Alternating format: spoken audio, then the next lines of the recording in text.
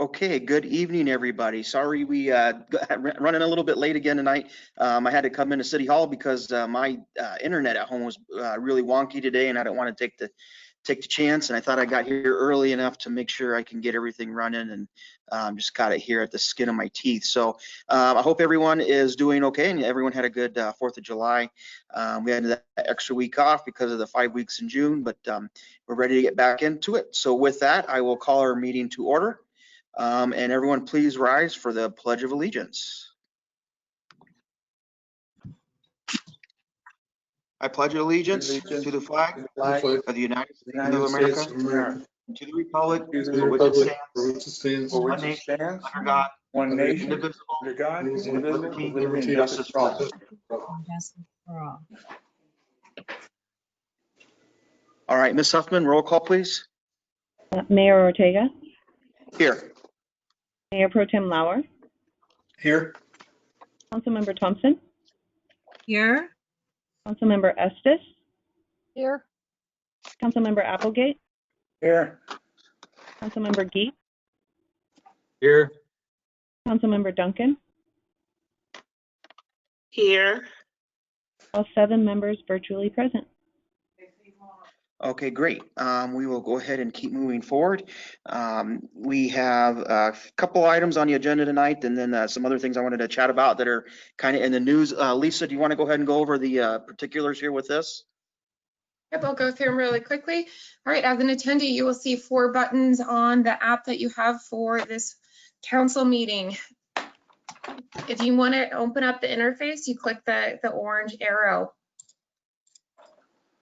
All attendees' microphones are muted. There are 2 ways to communicate with the City Council tonight. You can raise your hand by clicking on the hand button on your vertical menu bar, or you can type a question into the question pane in the attendee interface. If you're not able to connect to the web presentation, you will not be able to raise your hand or ask questions. So in order to raise your hand, there is a little hand icon. Click on the hand button. When it is green, your hand is not raised. When your hand is raised, it will turn from green to red. A member of the staff will call on you by the name that you registered with and unmute you. And to ask a question in the attendee pane, you can type a question to the City Council and/or staff members. Staff will read the question out loud and direct to the appropriate party. If the question pane is not visible, click on the orange arrow to open the attendee pane. Thank you. Okay, thank you, Lisa. And I will do my best for public who is on to make sure I'm paying attention to that. And I have a couple others that are texting me and letting me know as well, just to make sure I don't miss anybody with that. So we will go ahead and keep moving on with our agenda. And our next item would be presentations, board, commission, committee appointments, and I see none for this evening. So we'll go ahead and keep moving on to item number 5. City Council agenda requests and announcements. And I will start with Ms. Duncan. Anything tonight? Good evening. We're still in the early stages of starting our Fountain Youth Council. The brochure along with the application will be available for download by August the 1st. We all know that our community success depends on the health and well-being of our children, youth, and families. I will continue to monitor the COVID status and plan accordingly, whether it be in person or WebEx. We will continue to push forward, and that's all that I have. Okay, Mr. Geek, anything? Nothing tonight. Okay, great. Mr. Applegate? Nothing tonight. Okay, Ms. Estes? I just want to remind everybody that the first blood drive for the City of Fountain will be this Friday and Saturday from 10 a.m. to 2 p.m. and that will be at the YMCA at 301 East Iowa Avenue. And you need to register to get an appointment slot so that they can maintain social distancing. You can get a slot by signing up at vitalant.org. That's VITALANT.org. or calling 1-800-365-0006 extension 2. And I want to give a big shout out to Lexi Lee for getting this set up and getting behind this, the city, because we are short of blood in Colorado and throughout the United States, and this is a great opportunity to support our health in our community. That's all I have tonight. Thank you. Okay, thank you, Ms. Estes. And just so you know, I did register this morning, so I'll be in on Friday morning to get some blood drawn and I'm ready to go with that. So looking forward to that. That's pretty nice that we're doing that. So Mayor Pro Tem, anything? Yep, and if you don't mind, I'm going to go ahead and turn on the camera too. I know most people aren't going to want to see it, but that's okay. Since our last meeting, we had the opportunity to go to this month's Technical Advisory Committee for the Watershed District. The Technical Advisory Committee meeting is just one of the 4 last remaining hurdles this month towards the district making a decision, hopefully in our favor. Pushing sometimes a little too hard, sometimes probably not hard enough, but pushing to get the district to be in favor of, at the very least, our urgent project on the south end on Southmore. At the Technical Advisory Committee, I want to give a huge shout out to Brandy Williams, our representative to that board, and our city engineer. Things were beginning to sway against the project. The good thing is those committees are only advisory, and the board, as board members, we can choose to go against what those advisory committees recommend or choose to embrace their recommendation, whichever way we go. It was starting to sway a little bit negative, and then Brandy pointed out, because of her time as board member in the past, there's a much bigger conversation to be had that goes well beyond just one project that happens to be in Fountain and happens to be in El Paso County. And she's referring to the board's most likely seeking a ballot measure in 2021 for a 2 mil levy to provide consistent and perpetual funding to that district. And Brandy was quick to point out, and I really, really appreciated her being so quick to do and so firm in pointing out that every project that's been approved so far has been within Pueblo County. And she pointed out that El Paso County has a significantly higher number of registered voters than does Pueblo County, and the success of that ballot measure and the success of long-term funding possibilities comes down to people in El Paso County getting the feeling that that district is actually a regional partner or a regional solution to a regional problem, and kind of counteracting the idea that the watershed district exists to make sure Pueblo County gets all the money from that Southern Delivery System Monetary Mitigation Fund. She pointed out that there's a much bigger conversation to be had when we go towards that ballot initiative, and if the TAC helps the board support the project and the other committees support as well, that the timing on the project would be such that voters in El Paso County could see tangible results of the district and the district's funding mechanism and the district's process, so that it actually swayed the support into a unanimous motion of support for our Southmore project on the south end. There's at least 2 Southmore projects. We're just asking for the most urgent right now. She actually swayed her support to a unanimous motion in support of the district doing a project. The Technical Advisory Committee stayed away from anything having to do with funding because they know I'm going to ask for monetary mitigation fund money for that. So they stayed away from that, and they rightly said that funding choices are the board's discretion. Then I had an opportunity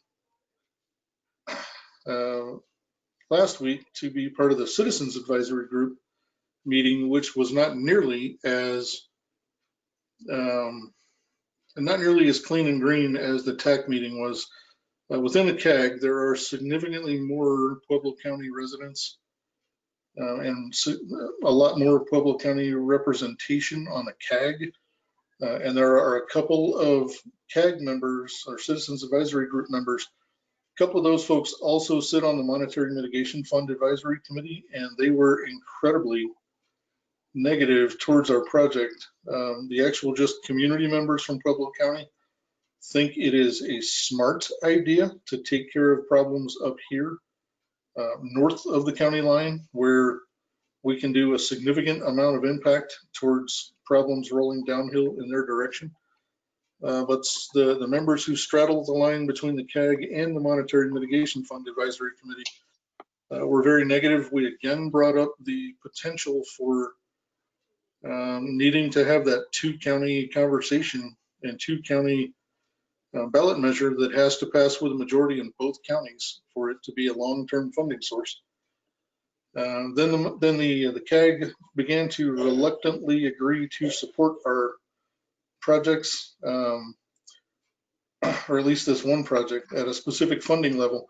They came very close to trying to dictate where the funding could or could not be. And then by using the chat feature of Zoom, I got that guy to sort of back off and realize that that's the board's discretion. So we got a supportive, what ended up being a unanimous vote of support for the project. But to get that, they had to throw in there a clause that they're very concerned about which funding source I'm going to ask for. So they wanted to appear supportive, but then at the same time, they wanted to give the Monetary Mitigation Fund some wiggle room tomorrow, and the board some wiggle room next Friday of next week, to try and refuse us on Monetary Mitigation Fund. So the Monetary Mitigation Fund Advisory Committee is tomorrow morning at 10. That's another Zoom call, and shout out to Lexi for getting the Zoom call information up on the city website. I'm hoping that's still there. I didn't have a chance to check before tonight's meeting because I watched my laptop melt down from the latest Microsoft updates. So hopefully that info is still on the website. If it's not, let me know and I will send it to whoever would like to be there from the public standpoint. As we're done with tonight's meeting, I will send out the information to council to have the Zoom info if you would like to be there and at the very least listen in or pitch in when it's public comment time, or better during the Southmore Drive discussion. That one is probably going to be the most contentious of the 4 meetings we'll have this month, probably even more so than the board meeting, because the Pueblo County representation is strong on the Monetary Mitigation Fund Advisory Committee. And then sadly enough, the representatives from the current representatives from Colorado Springs Utilities, who are working very hard to be good partners in both counties, sometimes, just to be blunt, sometimes look out for Pueblo County's interest a little more than El Paso County's. And I get that because they're trying to make sure that they're good partners with the county and that there's no more litigation and things like that. But tomorrow, if you don't have anything going on between 10 and 12, if you could please show up to that Zoom call and be supportive. Even just numbers showing support is great. One of the things that we may have working against us is the previous executive director, Larry Small, who has retired, is finding other things to do with his time. We expected him to be in all 4 meetings this month, and he missed the CAG meeting. Hadn't answered me yet as to why, so it could have been something, simple as Larry had something just going on that he wanted to do, or he may have had a cold or something and just not signed on. Hoping he's going to be on tomorrow. I'm trying to get confirmation that he'll be on tomorrow. That's going to be extremely important because Larry's a huge advocate for us and especially this project.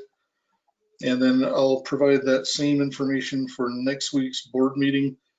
That's one where I absolutely desperately need the support of the other council members and as many staff and public as could please be there on Friday, the 24th at 2 o'clock for that Zoom meeting, because that one also stands to be contentious, probably not as contentious as tomorrow, but does stand to be contentious, and we're going to need as much support as we can to sway the Pueblo County representation in that meeting as well, that we've got a much bigger conversation than our one very urgent project down here.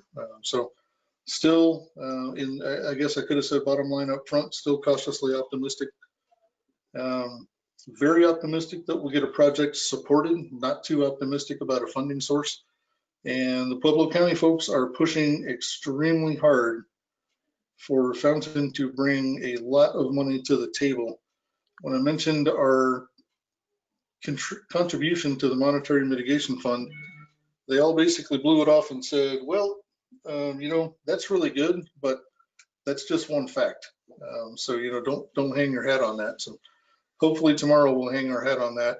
It's a significant amount of money, in my opinion, that we have already contributed and brought to the table. So I guess we'll see, long run, we'll see how that works. And hopefully by the next council meeting, we'll be able to report some really good news, but we'll have to see how that goes. And otherwise, that's it for me, unless anybody has any questions. Greg, Yes. Greg, how can we go about beginning to get some citizens onto that citizen advisory committee? How can we get people applying to that?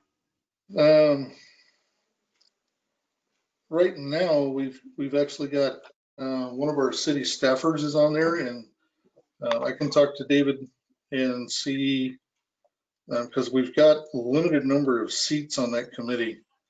And right now it's being filled by someone who's in our GIS. Right. So I would look at services. Can you, I would look at the bylaws and see how the seats are distributed. Yep. And see if there is some change that possibly during this process, you might bring up changing the bylaws.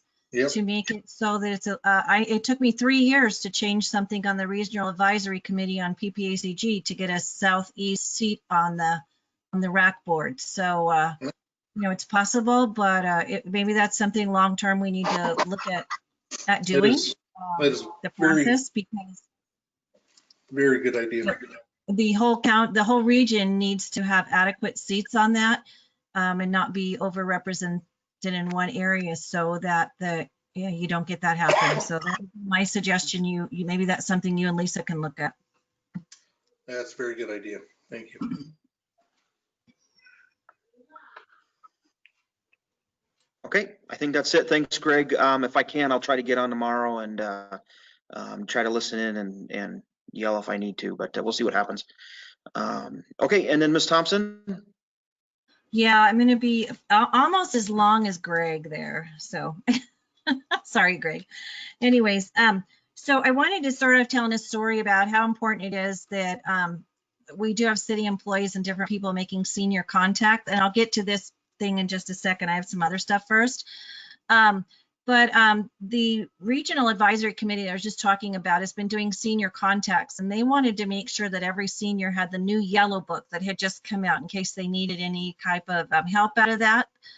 One of the members of the board offered to start doing some no contact calls to people to deliver it to their door. And when she was at somebody's house, the senior happened to come to the door.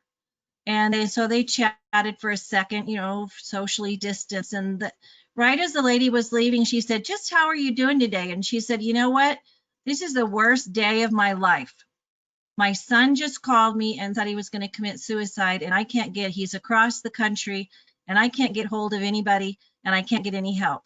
And he's not answering his phone." And that person picked up their phone, called their equivalent across the country, got hold of that office. That office was able to get hold of the police department that was able to find the address because the lady didn't know where her son was.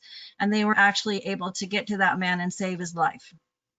So it's really important that we have really good people on all these committees and everybody is doing their part. So please thank our city staff, Sylvia, and the calls people are making. You just never know when they literally might be saving a life. And they were able to go back to that senior within hours and let her know that her son was safe and he was getting the care and the assistance that he needed. So we just never know what we're going to step into when we step out to help. So in PPACG, we made a change in the bylaws for the legislative committee. We've always had to have 100% everybody agree, and we went to a 2/3 standard of when we're making a recommendation to the state or the federal elected officials And the reason we did that was we thought an opposing position is as important as an agreeing position. And we talked to some elected state representatives, and they would like to know both positions when we do and when we don't agree on something. So that was kind of a big change we made. We're going to continue to work on federal legislation, stepping into that, using our own elected people that have different contacts through our PPACG Legislative Committee, getting into the 5 areas of water, water, air, aging, military, and transportation to try to keep going on that stuff. And I attended the STAT committee, which is the State Advisory Transportation Committee, and just some interesting numbers. The HUTF fund, which is the one that when you pay that money every time you put gas in your the state sales tax, and when you put gas in your car, they are expecting for the rest of this year for that fund between people not driving as much and more fuel efficient vehicles, a $17.4 million drop in funding for this year, a $50.3 million anticipated fund drop for next year. A different fund might have a small increase to kind of offset that, but the bottom line is that's $67.7 million potential shortfall from the HUTF transportation funds for state transportation projects going on. They did receive, CDOT received $39 million of CARES funds, 50% of which had to go to intercity transportation. So they put a lot of that towards buses. Ridership in buses is down 50%. And then you add to the fact that buses are only allowed to have a ridership of 50% on each bus. It's really making a lot of stressful situation for a lot of major transportation. And I listened to some stuff from Colorado Springs the other day, and the 97% decrease in Colorado Springs airport travel. So if you're traveling, you might want to fly out of the Springs. So the big thing, couple big things that I've been working on too is a veterans transition housing project, and I've gotten Scott on board with that now. So Greg, I won't be attending your Zoom meeting tomorrow because we're actually having a 2-day training on that, and we're at the point where we're trying to partner up with a builder that is interested in building in this area, and we do have a major sponsor for it that will take care of the transition needs of the veterans that would be living in that housing. Getting a builder on board saves us millions of dollars up front, not having to purchase land and build, because the builder would be doing that.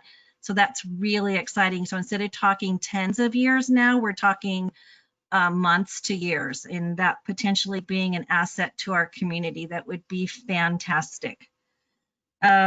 We've made it pretty clear to them they stay in Fountain if they want our support and our services. So that's really exciting. And then the presentation, you see the first slide in front of you, was something I personally have been involved with for over 10 years. So, hey, Greg, there's hope, right? Anyways, it's the build grant that has now is going to be called MAMSIP, the Military Access Mobile and Safety Improvements. If we can go to the next slide, please.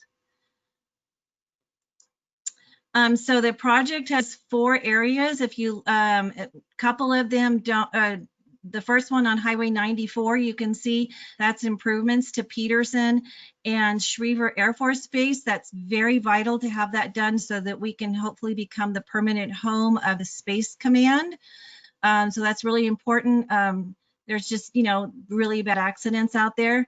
Widening South Academy from I-25 to Milton Proby, of course, that will help us too. But the last 3 are the ones I wanted to discuss that are really going to impact us. And some of you may remember years ago, it was called a Tiger Grant, and we got it for Charter Oak Ranch Road, and that basically covered the engineering and the preparation of it. Then we received this build grant. We didn't, the county did, but we were part of applying for it, and Brandy's been really involved in this, and she's just so helpful, as Greg has stated numerous times tonight. And then now that has become part of this bigger project that they're calling that MAMSIP. So you're going to hear probably build and MAMSIP kind of thrown around. They just kind of know they're the same project. But 7.5 miles of improvements on I-25 from South Academy to Santa Fe, that is going to be a fantastic for our community because they're actually going to be widening the shoulders to approximately 11 feet instead of the standard 8 feet, so that we can, when we have an accident on the freeway, they have room to work. We can get our fire trucks and our ambulances off to the side, maybe the accident. And then they're also going to be doing, if you've driven south towards Pueblo, you've seen some guard stuff in the middle, a rail project and the cable in the middle. They're going to be putting some of that in too. So we won't have hopefully the crossover accidents. And that is so that if a vehicle starts to cross over the median, then it will tangle in that and stay rather than going into opposing traffic on the other side of the freeway. And then realigning and widening Charter Oak Ranch Road, which is fantastic. That will be opening gate 19. They anticipate that will take 20% of the traffic off of gate 20 and a lot of traffic off of Academy. And they actually mentioned in a call that that's about Fountain trying to redo their downtown area, and this will really help kick that off because the amount of traffic that's going to be coming off at exit 128. Next slide, please. So the downside of all these projects, you can kind of see a map. We couldn't get the one to print off that had the dates on it when these projects are going to go. It is in the packet that I sent to council, but we couldn't get it on one of the slides. So the yellow one at the top, that's project number 1, is going to be starting in fall of 20 to fall of 21. That's Highway 94. That is considered a critical defense road, so that's why that was really important to get that done. These projects are not numbered in order of priority. They just made it easier on the map to have numbers. Some of them will be going on at the same time. Project number 2 on that map is the Academy Boulevard stuff, and that's going to be starting in summer of 21 and go to spring of 23. Down part number 3, down I-25, is going to be starting spring of 21 and go through winter of 23. Project number 4 on that map is Charter Oak Ranch Road, which will give us our city's 3rd roundabout in a very short amount of time when that's completed. That starts this fall of 20 to summer of 21, and that road is in really bad shape, as probably Todd could tell you because he's been driving on it a lot, and anybody that's been up to our new utilities, Carl. And so that's going to be great that they did that. It is going to cause a lot of transportation issues. I did ask CDOT to come to either next council meeting, zoom in and kind of talk a little bit more about it, and we can express maybe some of our concerns.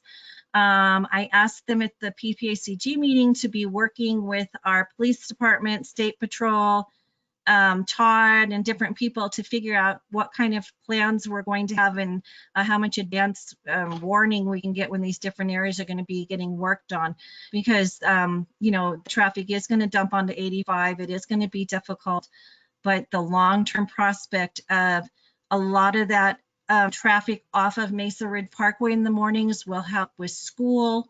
It will help with emergency responders. It'll help with people getting onto base early in the morning and get them kind of away from that school zone too, with just people trying to get there. So any further questions?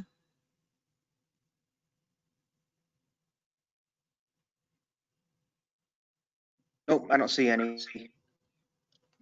Okay.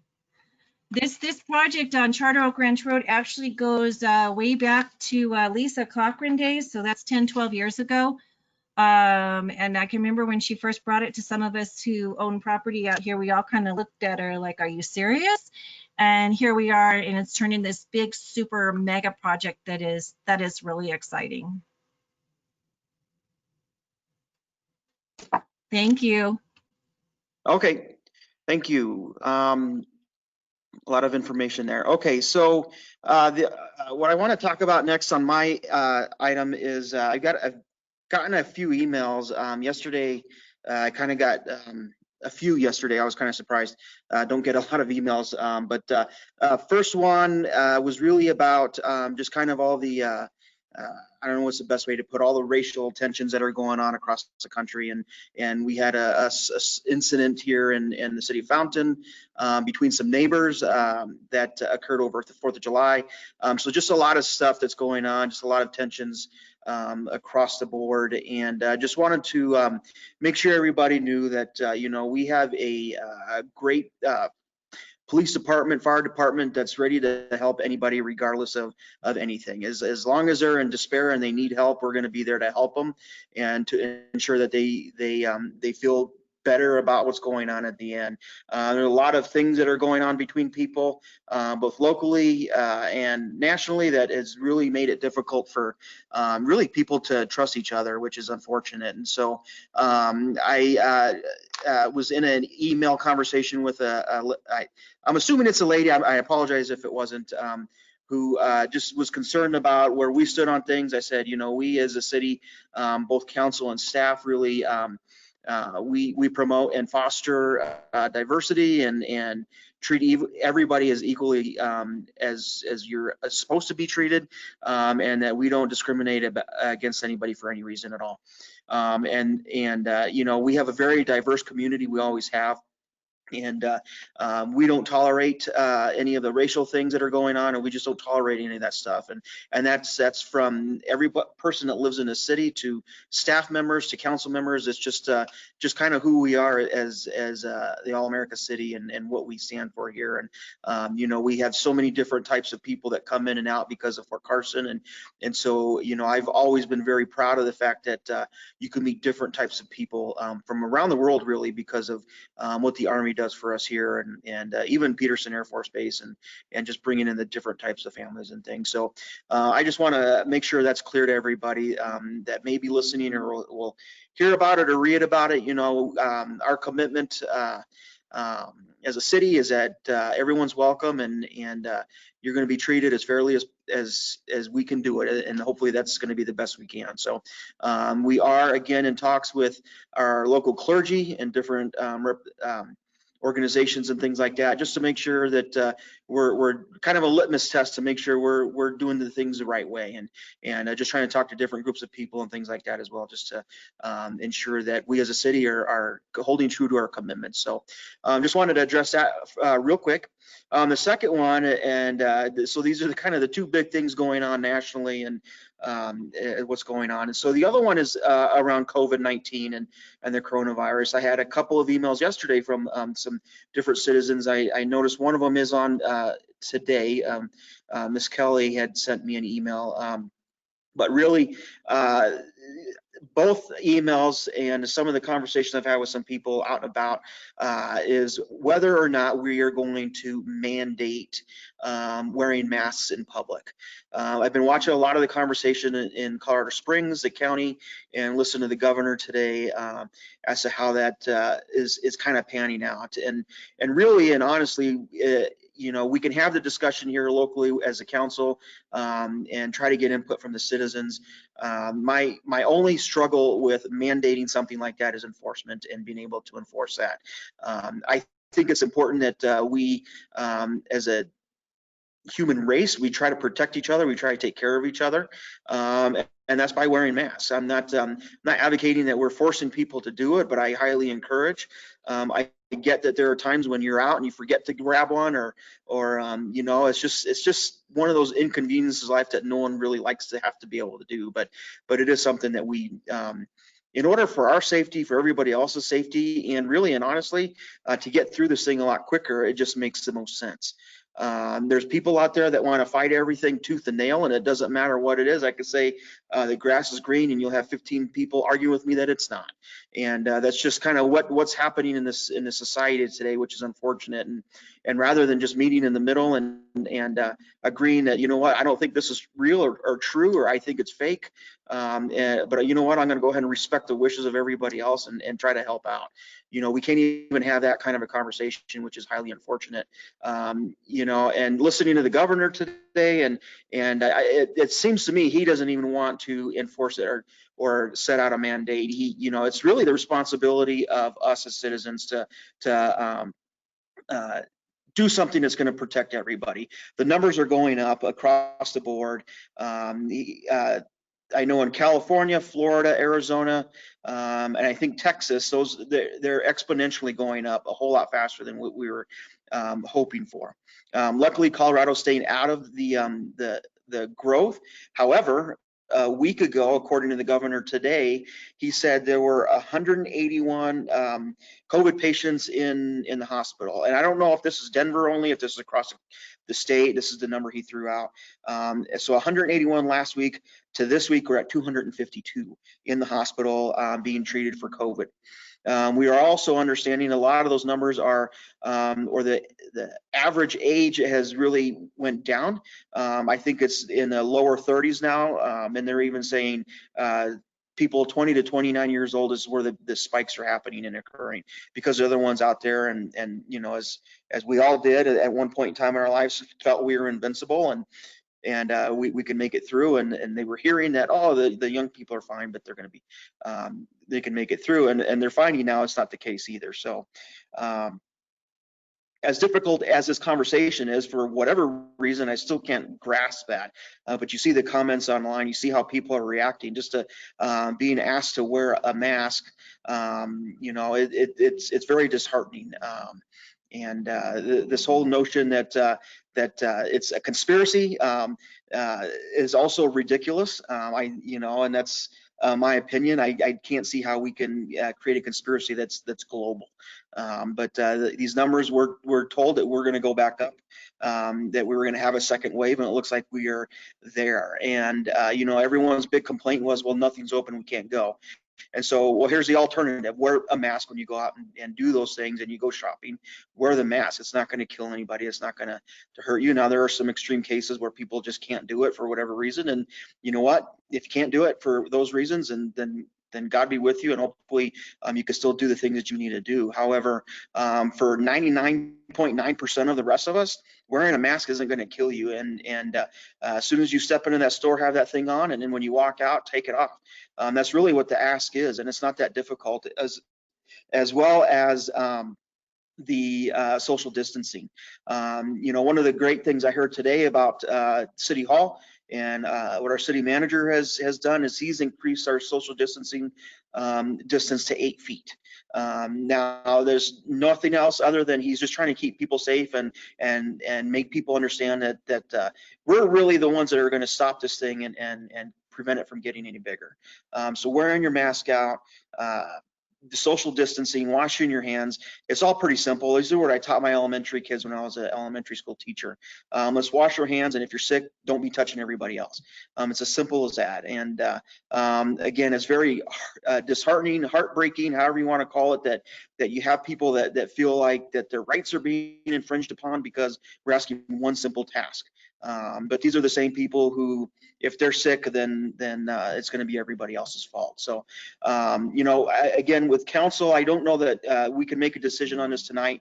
The other part of creating a mandate here in the city of Fountain, I think it's just very difficult for us to enforce something when our larger entity to the north of just under 500,000 people, if they don't have a mandate themselves, it's really kind of pointless for us here to do that.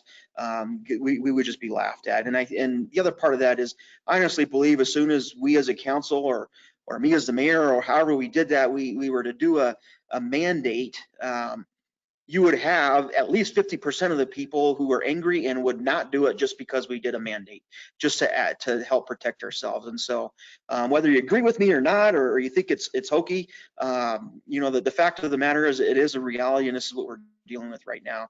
From what I'm understanding and from what I'm hearing, in order to get through this thing faster and sooner rather than later, it's those simple things. And if you don't need to be out, stay home. I know you get kind of stir crazy and things, but there's a lot of things you can do outside of restaurants and stores and things that we can do that. But this isn't, again, I'm listening to the governor, and in the interest of small businesses and keeping people employed, a simple act as putting on a mask when you're out and about and doing the things you need to do is going to protect everybody and slow this thing and hopefully get it done sooner rather than later. But, you know, as long as people want to be stubborn and want to fight this thing because they feel like their rights are being infringed, then the longer they're going to be dealing with this. And in the end, they're the ones who are going to have to answer for it, whether it's to themselves or somebody else. But it's not a difficult task, and I urge and ask everybody to do that. I find it difficult too. There are days and it was,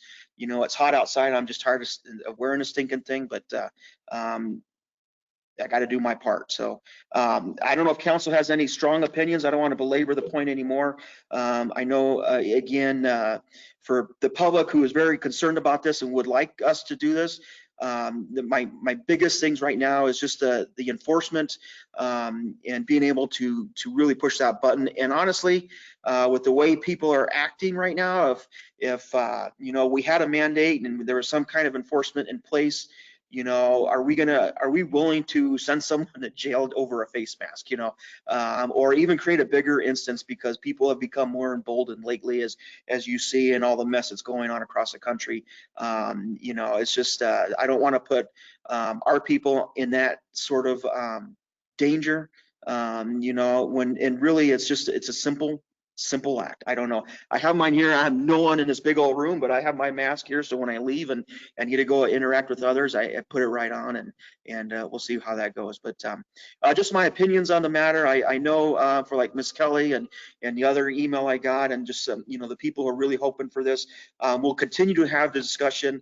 We're also waiting on the health department as well, and they're the ones who really could guide that discussion and really show us or tell us how we enforce and how we to do that. And listening today, kind of the same frustration from Leon Kelly, who's the guy kind of in charge for the health department with this. And you know, and it's as simple as, again, and he must have reiterated a million times that wearing this mask is going to get us through this quicker. And but there wasn't, to me, it sounded like a leaning towards doing a mandate at this point. So I don't know where we're at that with that. If council has any strong desire to look at that and possibly do something, I mean, we certainly can. Again, I think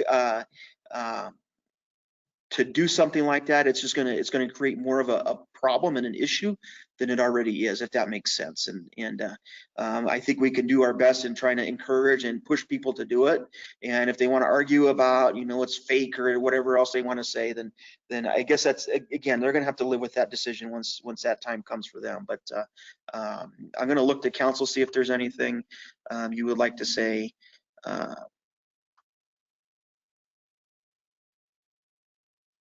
Okay, I'm not seeing anything there. I did see Miss Kelly was on. I'm gonna unmute you. I don't know if you have a mic, if there's anything you would like to say, and if you don't want to mute or talk as well, that's quite okay. I'll just kind of wait here a second, and if you'd like to say, have an opinion on this, that'd be great. But again, I know you were just coming to see what the conversation would be like, but I wanted to give you an opportunity as well.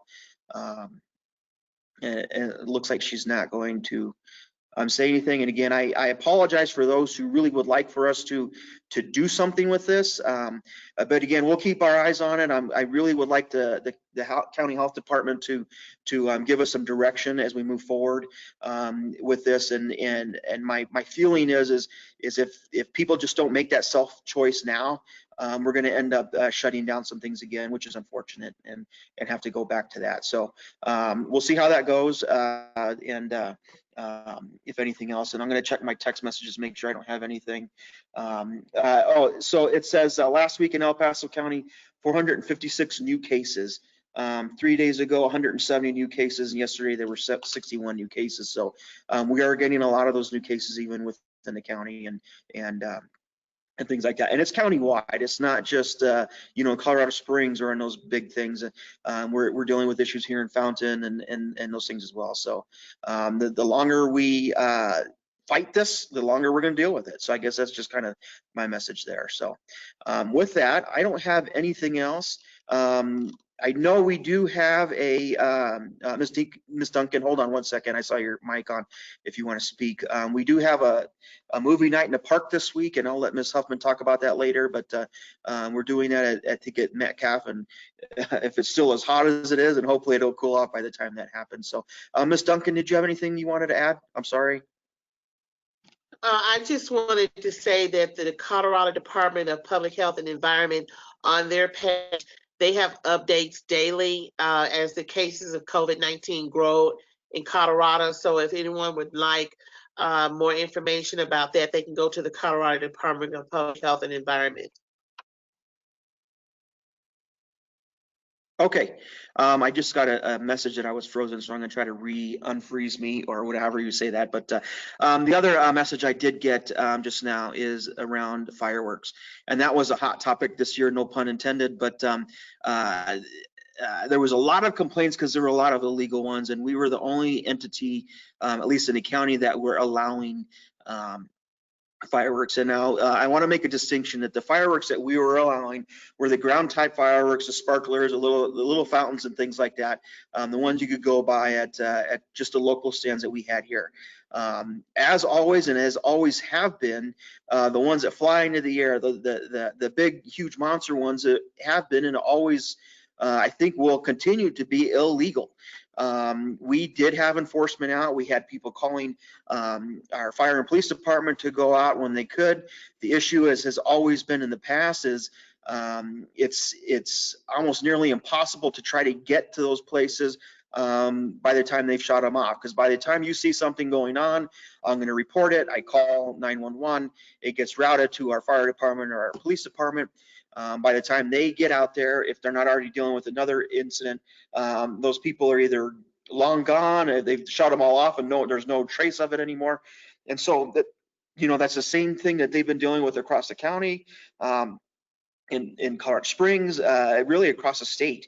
And I was out of town during the 4th of July and heard the same thing where I was as well. And so we don't condone the use of those types of fireworks that are simply illegal across the state. It's something we're not allowed to do. I know people drive hours to Wyoming to go get the illegal ones because that's the only place you can get them, and they feel like, well, I can do it here. And so we do have enforcement. We do respond to those calls when we get them. But again, the difficulty in doing that is just the time in between. And when they know that they're coming for them, they run and hide, and it's really difficult to enforce those illegal fireworks. But the message has always been and will continue being no illegal fireworks. There's a state mandate that has been out there for years, and we're not allowed to shoot them off, but people still will do it anyway. Even when we had our little ones illegal a few years ago, they were still shooting them off anyway. And so, it's kind of a lose-lose battle with that. And so, but every year we get a lot of people who complain and want to come after the city, and really that, we do everything we can to ensure that people are safe. And this year, I think one of the first times, and I may be wrong, but this is one of the first times we actually had our fire guys just kind of out driving around and patrolling. And I saw some pictures online that Chief Maxon posted of just some of the fire guys out, visiting with people out during those things. So, again, it's frustrating, I understand, and for our pets and all those things, but to deal with fireworks that are illegal and people still doing it anyway, it's a hard enforcement. But we continue to try to fight that as much as possible. We'll make sure we get that information out again next year and early to remind everyone about that as well. So I hope that hits everything on that one. So again, I don't have anything else, and we can move forward. Let me pull up my agenda again one more time. We are going to move on to item number 6. That was a long city council agenda request and announcements. So item number 6 is public to be heard. Citizens may address the council on items that are not on our agenda. We ask that you sign up with the clerk prior to the meeting. Council may not be able to provide an immediate answer, but we'll direct staff to follow up. And out of respect for the council and others in attendance, please limit your comments to 3 minutes or less. Ms. Huffman, did we have any information or anybody email tonight? Mayor Ortega, we did receive one email following the last city council meeting from resident Don Hernick. She wanted to know about streaming to YouTube. We did address her question via email, but just for the public's knowledge, after our virtual meetings are over, it does get published to our YouTube location on our website, so you can find all council meetings there. Okay, and if anybody would like to, it's you can just register and get on tonight and and be a part of the meeting as well, all from home. So I know when I spoke with or emailed Miss Kelly, she said she would be on, and sure enough, she's on today, which I'm really thankful for, and is able to be a part of that. So thank you for doing that. Anything else on that front? No, Okay. sir, that's all I have. Okay, and Mr. Rick, I'm unmuting you, and you're self-muted, so if you go ahead. Yes, Mr. Mayor, thank you. Gordon Rick. Well, at the last city council meeting, you brought up that we only had 85 cases of coronavirus here in Fountain. Based off what El Paso County Health is putting out, looks like we're up around 160. So we've almost doubled in 3 weeks. The question I have is, have we asked or can we ask the county public health department for a better breakdown of what's causing all these cases? In other parts of the country, they have, when they post their statistics, they have it broken down by, here's how many cases we have from social contacts. Here's how many cases we have from going to businesses or restaurants. Here's how many cases we have from going to parks. Here's how many cases were where they ran into a traveler from out of state. Here's how many cases we had in the park. If we had more information from the county, one, it would help better educate the public as to where the majority of cases are coming from, and we can try and help them understand so they can stop doing these activities. And secondly, it might make it easier for us to enforce it if council chooses to enforce, if we know exactly where the cases are coming from. Todd, go ahead. Okay, Mayor, we've got Lucia Tingley on, and Lucia's been working on some of those issues that Gordy brought up. Lucia, are you able to answer that? And so everyone knows that's listening, Lucia Tingley is our OEM manager and our liaison with the El Paso County Public Health Department. Lucia, go ahead. Okay, hold on, let me unmute her on our end. Okay, Lucia. Good evening. How is everybody doing? I hope well. I've spoken, well, first of all, the stats that you're seeing on the website are by zip code. And we know that the county is included in some of Fountain's zip codes, so that's probably not accurate. I have been working with the health department, and they are working on a better process to narrow down just the city of Fountain, but they have not done that yet. I speak to them right before the meeting tonight, and they said that there was only one outbreak, and that was under a construction site, and they had 4 COVID cases, and they are monitoring that, but they said there's no trends in Fountain, and there's no hot spots other than that one construction site. So Fountain is doing very well, and they are trying to get better of showing just Fountain versus the zip code. Did that answer your question? Yes, Lucia, thank you very much. We appreciate all your efforts in trying to track it down. Absolutely. We're working on it. It's just, I feel sorry for the health department. They are just have been inundated since day one. So they're kind of flying by the seat of their pants with a lot of the stuff, but I think they've done a very good job. So anyway, there you go. There's my Lucia, Thank you. Lucia, a question from myself. Gordy mentioned that they're getting that specific around the nation, and you forward us all the El Paso County Health Department information daily. I haven't seen anything going out anywhere in the county that gets that specific of the causation and where these are occurring and those specific. Have you seen anything like that come out from county health that gets that specific?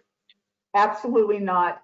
I think the reason they don't do that is they do those tracing. In other words, let's say we go to and let's say Applebee's up in the city. We're not going to use Fountains, Applebee's.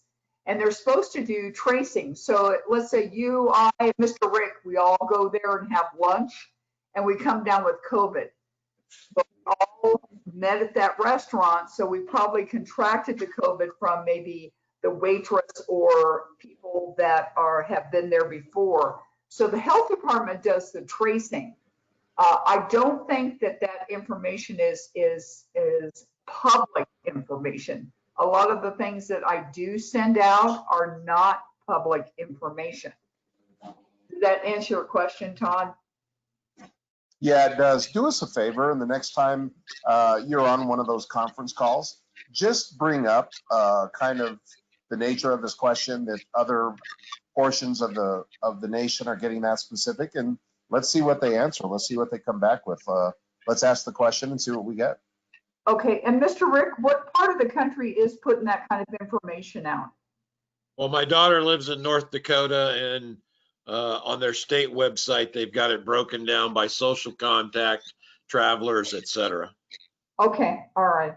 I'll look that up. Okay, thank you. Yeah, I would not want to know specific businesses or specific, locations. I don't think that's the public. I'm more interested in the activity rather than the location. Okay.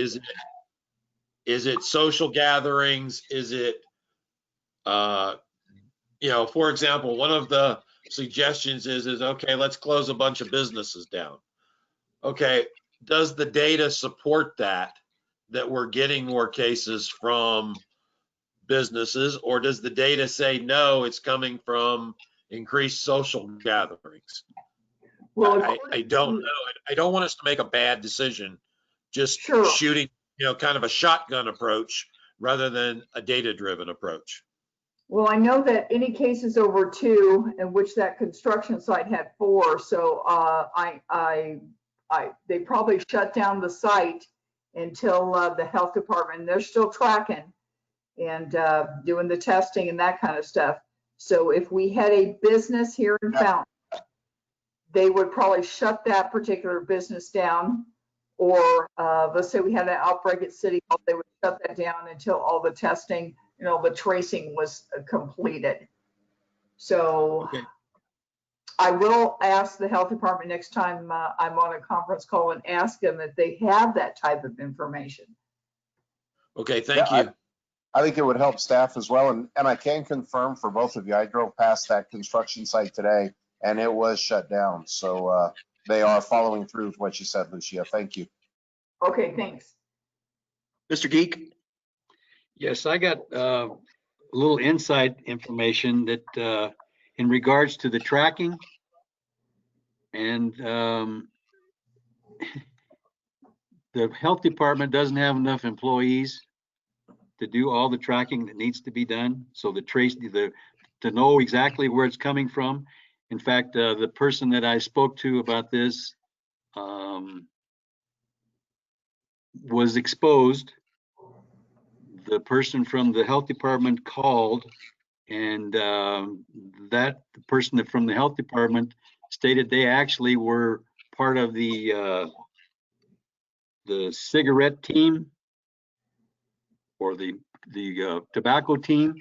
And so there was questions asked that person could not answer. So I think you're expecting a whole lot out of the limited resources that our health department has, to expect them to know all the answers. And so that might be part of the issue there. You're probably right, Sam, because they are overworked, and this is all everybody. So well, probably right. And the meetings that I've had and been to or been involved in, I know that it's all hands on deck for the COVID. And so I know that they're using people that aren't normally part of that's not their normal job. So that might be one of the issues, and that's why some of the things haven't been happening as quick as we would like to have them. And I know that the zip code thing, I was part of that because I felt like we got 3 zip codes that would be involved with us. And I wanted to make sure that they were the zip codes, not just the city of Fountain, because the city of Fountain does involve more than one zip code. Correct, correct. That's all I have. Thank you. Thank you, Sam. Okay. Thanks, Mr. Geek. Okay, yeah, a lot of information there, and you know, I wonder if any of those people at the health department have any hair left. They just pulling their hair out with everything. So it's a lot of stuff to deal with, and frustrating to say the least. So okay, with that, I don't see anybody else's hands up from public. The only other thing I wanted to make sure to mention that I had intended, especially for July at some point, to do in-person, starting to do in-person meetings, but we're finding out, and I found out today, that there's a whole lot of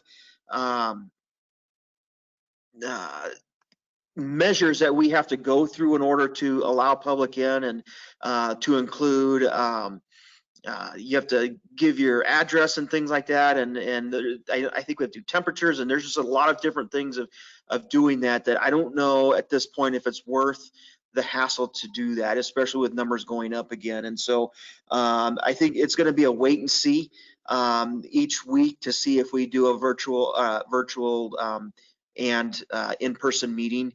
Our virtual meetings have been going pretty well, so I want to go ahead and that's always going to be an option, at least for a good long time, and then see if we get back into having people come back in. I just don't know at this point.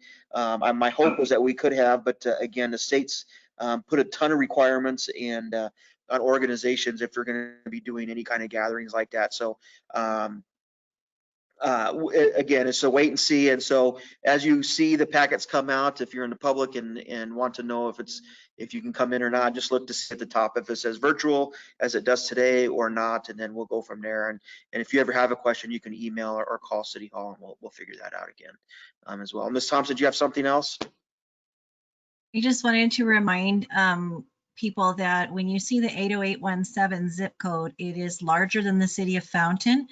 And if you want to see what it entails, we actually do have a map that planning made up that shows the boundary of the city and the boundary of the 80817 zip code.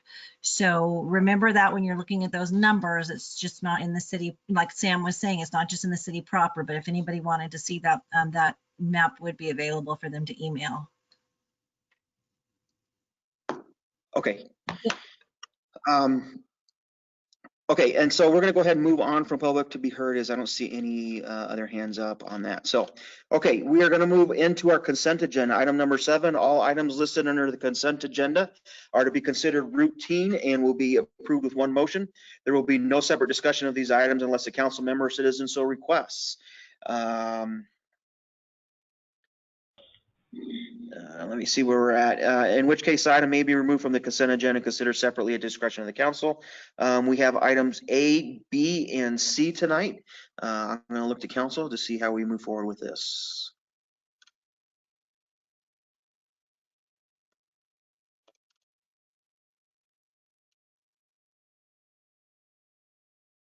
Mayor Pro Tem. I move to approve consent agenda items A, B, and C as presented. Okay, and Mr. Applegate? Second. Okay, with that, Ms. Huffman? Mayor Ortega, how do you vote? Yes. Mayor Pro Tem Lauer, how do you vote? Yes. Councilmember Thompson, how do you vote? Yes. Councilmember Estes, how do you vote? Yes. Councilmember Applegate, how do you vote? Yes. Councilmember Geek, how do you vote? Yes. Councilmember Duncan, how do you vote? Yes. 7 yes, motion carried. Okay, thank you. We are on to item number 8, old business. We have no items. Item 9, new business. Item 9E is consideration of items removed from our consent agenda. We had no items moved, and we will move right into item B. Resolution 20-051, a resolution to approve and award the engineering, procurement, and construction EPC contract for the future East Fountain Substation to Great Western Construction, Inc. Mr. Christian. Yes, thank you, and good evening, Mayor and Council. In the June 9th council meeting, Dan Blankenship give you guys kind of a history of what we're going to do with the purchase of the land on the east side of Fountain, and this is part of it. So what I'm asking tonight is for your consideration to enter into a contract with Great Southwestern Construction to start construction of a new substation to handle our growth. That we're increasing our growth 2.9% annually.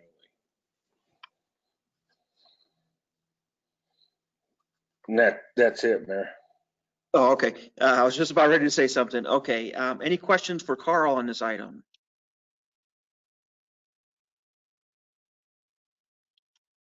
Okay, Carl, I'm just checking to make sure I'm not missing anybody. Okay, Council, thanks for that information, Carl. Council, what would you like to do with this item? Ms. Duncan?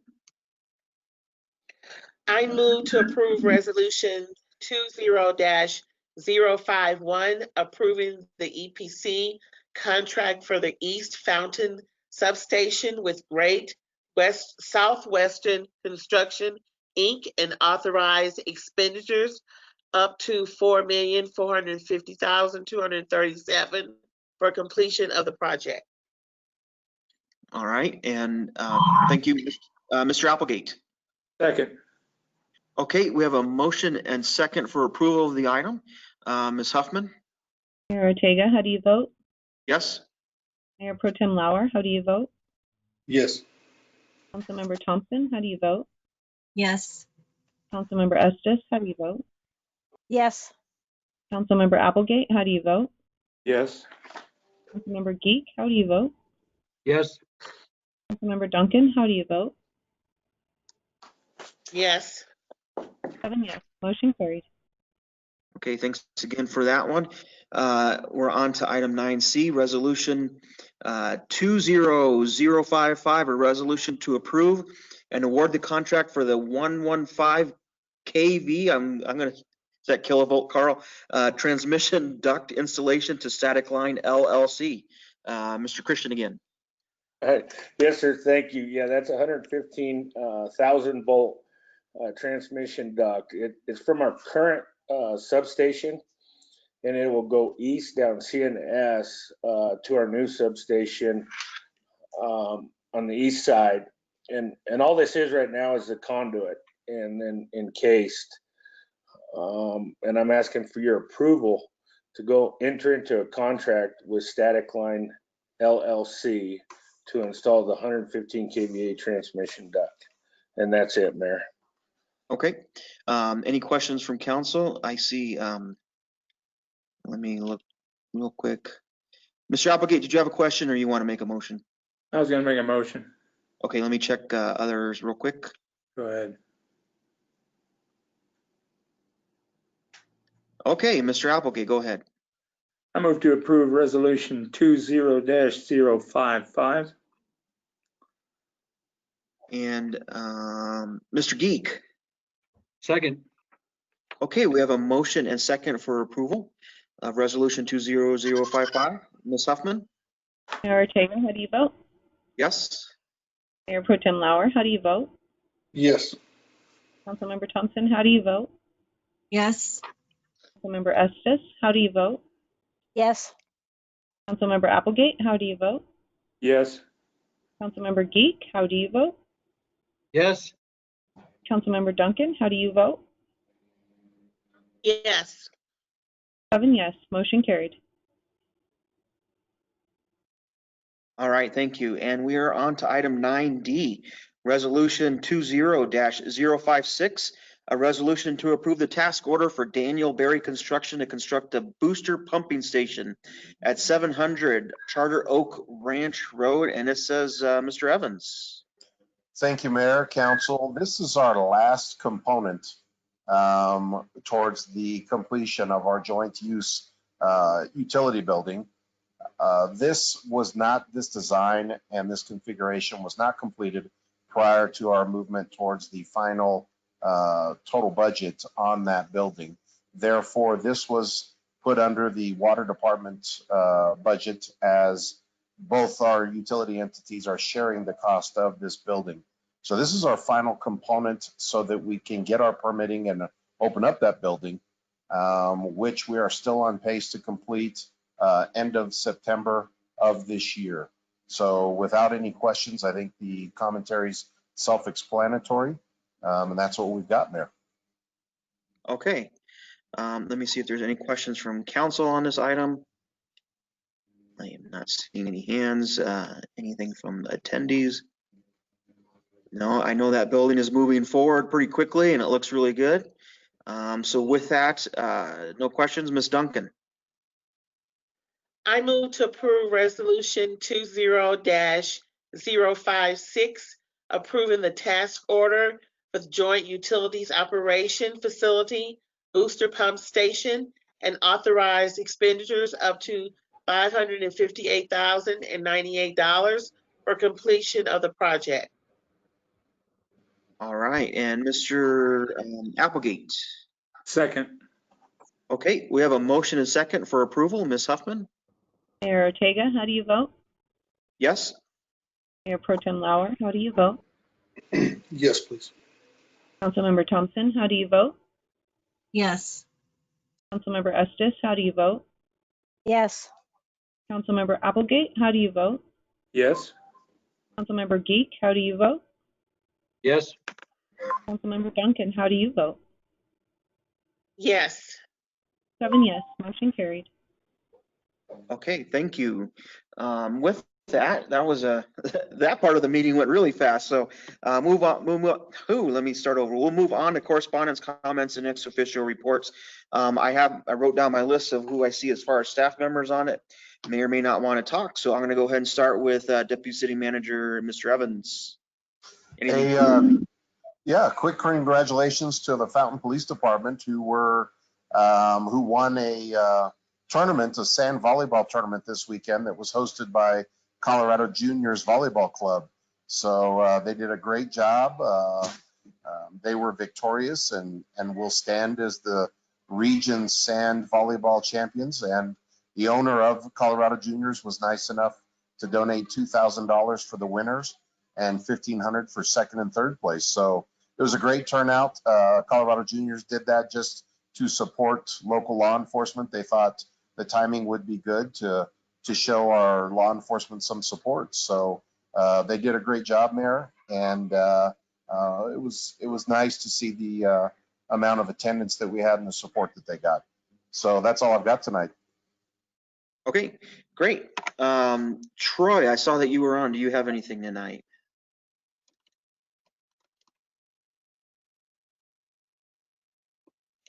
Maybe he jumped off. Oh no, there, let me unmute him. Hold on. Okay, go ahead, Troy. Oh, there we go. Can you hear me? Yep. Okay, thanks, Mr. Mayor. The only thing that I had tonight that I wanted to put on the council's radar is we're engaged in some construction projects throughout the city, obviously, and one of the specific projects includes some purchasing of right-of-way, and so normally those are items that are approved by council. So I wanted to put it on your radar to potentially request that the council authorize some authority to the city manager to make some of those purchases to make us to move a little bit quicker. And so I wanted to put that on your radar to potentially hear next council meeting to kind of give Scott some authority to do that for these kind of smaller purchases of right of way, so we can move forward on these projects more efficiently. So, but that's all that I had tonight. And then I was requesting an executive session as well. I think that should be on your agenda. But okay, and that will be in a couple minutes here. Great. Okay, I'll move on to Mr. Blankenship. Anything from utilities? Mayor, I just want to say thank you very much to the council for the continued support of the transmission and substation project. It's a big step in towards getting our second point of interconnection, which we're working with Colorado Springs Utilities and we'll be coming back to you all very soon with an update on that project. So big step in towards the continued reliability of our system. So thank you very much. All right. Thank you. Mr. Trilch. Good evening, Mr. Mayor. The only thing I have to announce to council tonight is want to welcome Colonel Nathan Springer from Fort Carson, who is the new garrison commander. He changed command last week with Colonel Brian Wardinger. I was able to attend a meeting last week there and farewell Colonel Wardinger and welcome Colonel Springer, who actually I served with as a captain, and we served in a tour in Iraq together. So Colonel Springer and I go back, and he's an absolutely excellent officer, and I think will be a great partner to Fountain. That's all I have for this evening. All right, great for welcoming them in, and it's neat the connections you guys have with all those guys that come in, and I think it's good for us too. So thank you for that. Ms. Huffman, anything from City Clerk's office? Just real quickly, thank you so much for mentioning the movie night in the park. We're excited about that. We do have precautions put in place for that event, and we are allowing registration online actually to attend, since we're limited to 150 attendees. So if you haven't registered yet to come out and see the movie, please do so on our website. And that's all I have for tonight. Thank you. Okay, I do have a question about that, just because I imagine it's going to come up, and people may want to know what they're getting into. And I know there was a kind of a concept or an idea of possibly kind of laying out areas for families. Is that still the case? And how are masks going to work there during that movie? We do ask that everybody in attendance wear a mask. We have that information, again, like I said, on our website with our requests, not necessarily requirements. There is not areas that have to be dedicated for families. We will be kind of patrolling the area with staff to ensure that there is social distancing. There is one entrance and two exits. The entire area, the viewing area, will be roped off for the public, and you must come through the entrance. If you go out and exit, you have to come all the way back around to the original entrance. So we'll have actually the parameters that we are planning on our website here in the next few minutes, actually. Okay. All right. Thanks. Exciting we could bring that back. I know a lot of people like to do that, and maybe it'll be a break from the monotony as well. So, and we'll keep everybody safe as possible. I have Lisa and or Paul, anything from IT that we need to know about? We don't have a report tonight. Thank you. Okay, I do want to thank you guys again for all the hard work that you guys, it's kind of like the county health department, all the work they've been doing, but I know you guys have been working tirelessly and just dealing with every kind of tech issue because, you know, we're doing this whole telecommuting thing, and you guys have been even super busier than normal. And so I just want to thank you guys for all the hard work that you're doing, and you know, even being able to do a virtual council meeting, and we're pulling these off without any big hitches. And I'm just very thankful for all the hard work you guys do in that department and keeping us moving forward. So thank you with that. I'm going to look at my thing here. I don't know if I missed any staff members. If anybody from staff would like to speak that's online tonight, that Yeah, Mayor, this is Carl, if I could, please. Oh yeah, go ahead, Carl. I'd just like to let council and the public know that we set a new all-time peak Friday with the most energy use in the history of Fountains. So what you guys passed tonight is very significant for us to continue to provide a good service for our customers. So I really appreciate that. Okay, yeah, those hot days are really making it difficult, and you know, when Carl and I were just young kids, and a lot of the houses didn't have air conditioning, and all these new houses they've been building all these years all have that, and so that's really applying that load, and you know, it's just it's nice to have that convenience in life, but it sure does put a stress on our system. And so everything we're doing towards that substation is really going to help, and in the redundancy and making sure that we're able to provide electricity even during these days where everyone's got that thing going and just moving. So thanks again to all the staff that's doing that. Yes, thank you guys again. All right, thanks, Carl. With that, I think that is it. I'm gonna quickly go through council, but I'm going to encourage you not to spend more than a minute if you need to, because we took up so much time at the beginning. So I'm just gonna go through my list here. I have Ms. Duncan. Anything further tonight? I just want to say that tomorrow, Wednesday, July 15th, is tax day. So if you have not filed your taxes, you have 1 day to do so. That's it. All right, I'm laughing because we just did ours today. So we are procrastinators at its best right here in the Ortega family. So Mr. Geek, anything further?